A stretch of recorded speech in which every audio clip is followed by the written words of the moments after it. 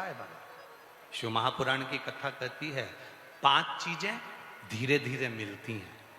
कितनी चीजें? 5 चीजें धीरे धीरे मिलती है। पहले नंबर पर है राह। हमें अच्छी चलने की राह धीरे धीरे मिलती है। दूसरे नंबर पर कपड़ा भी, जो बुनाई होती है, कपड़ा बनने में थोड़ा समय लगता है, धीरे धीरे पूरा कपड़ा बुनाता है। तीसरा, पर्वत जब हम चढ़ते हैं तो वो भी धीरे धीरे चढ़ा जाता है। पर्वत भी धीरे धीरे चढ़ा जाता है। विद्या चौथा है, ये भी धीरे धीरे हमारे हृदय में प्रवेश करती हुई हमें मंजिल तक लेकर चली जाती है। विद्या।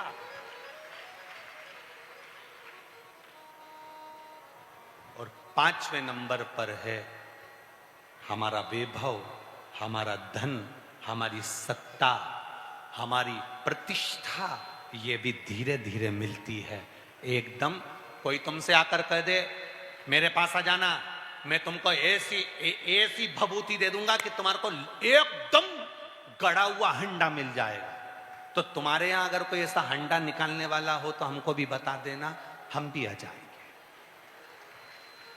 अगर कोई तुमसे कहे कि मेरे पास में ऐसी चीज रखी है, बस मैं ऐसी फेंकूंगा और तुम्हारा काम हो जाएगा, मैं ऐसा मारूंगा और तुम्हारा काम हो जाएगा, ना ना ना ना बाबा। जो ललाट पर लिखा है, जो भाग्य में लिखा है, उसको भोगना पड़ेगा। और याद रखना, ललाट पर अगर दुख लिखा है तो इतना याद रखना, उस दुख को कोई दूसरा काट नहीं सकता। काटेगा तो तुम्हारा एक हाथ से चढ़ा हुआ महादेव को जल, वो तुम्हारे दुख को काट सकता। ना सियोर वाला महाराज तुम्हारे दुख को काट सकता है, ना दुनिया का कोई महाराज तुम्हारा दुख काट सकता है। फालतू की बात। दुख काटेगा तुम्हारा भजन, दुख काटेगा तुम्हारा परमात्मा का नाम, दुख काटेगा तुम्हारा चढ़ाया गया एक लोटा जल, दुख काटेगा तुम्हारी की गई भक्ति, दुख काटेगा तुम्हारा किया गया नाम स्मरण, दुख काटेगा तुम्हारा रोज परमात्मा के मंदिर जाना। तो भगवान भी कहेगा ये मेरे दरवाजे पर आकर इसकी चप्पल घिस गई, इसलिए अब इसके भाग्य में जो दुख लिखा है उसको घिस दिया जाए, उसको समाप्त कर दिया। किसकी सामर्थ्य था जो तुम्हारा दुख काट?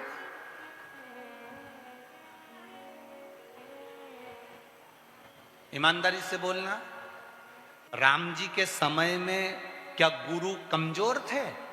अरे बोलो जम के, और कमजोर थे?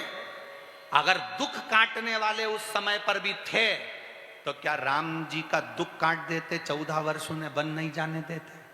हो सकता था ऐसा? भगवान कृष्ण के समय पर दुख काटने वाले कम थे क्या?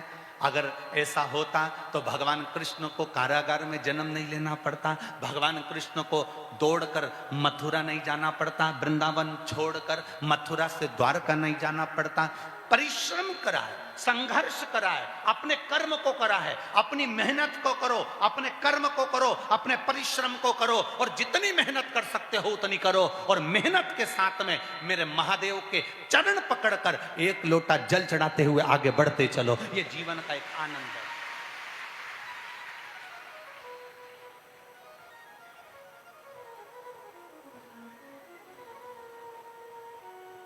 अच्छा, तुमको खांसी चलेगी और तुमको खांसी आ रही है, तुम पड़ोसन से कह दो खांस दे, उसके खांसने से काम चल जाएगा? अरे बोलो तो रीजी जी हो नहीं। अब तुम्हें छींक आ रही है, तुम पड़ोसन को कहो छींक, उसके छींकने से काम चल जाएगा?